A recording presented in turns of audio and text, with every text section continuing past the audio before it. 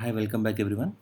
Today I am going to discuss a small short topic, a testicular microlithiasis with a small example. A middle-aged male with mild vague testicular pain since 15 days. So USG of scrotum was done. This is what we are seeing, the right testis and the left testis. So at the first look itself you can see the multiple tiny echogenic foci in both testis, which is diffuse in pattern, and there was no any obvious lesion. This should not be confused with lesion. This was a partial volume of normal testicular parenchyma. So there are multiple echogenic foci which are uniformly placed, and most of them are uniform in size and diffusely scattered in both testicular parenchyma. Bilateral epididymis was normal, there was no hydrocele, and there was no history of trauma. So this is a classic case of testicular microlithiasis. I would like to thank Dr. Rabab Yasin ma'am for contributing this such a classic case. So coming to few pearls of testicular microlithiasis.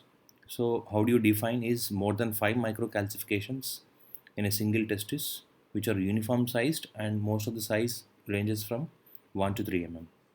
And the cause of microlithiasis still remains unclear, and they are thought to represent the calcified intratubular degenerated cells in seminiferous tubules. It's less common in children and more common in adults. It can have an increased risk of testicular neoplasms. Various studies have been done, various articles have been published with increased risk of testicular neoplasms. It can be either benign or malignant lesions. And it's implicated in small percentage of male subfertility. And according to ESUR guidelines, annual follow-up with ultrasound is recommended till 55 years of age in patients who are symptomatic and who are having risk factors. So the risk factors can be already an old history of malignancy in the other testis, family history of germ cell tumors, family history of malignancy, testicular malignancy. All these come under the risk factors. So in those patients, it has to be followed up annually. Screening has to be done till 55 years of age. And patients with small testis and microlithiasis are at increased risk of malignancy.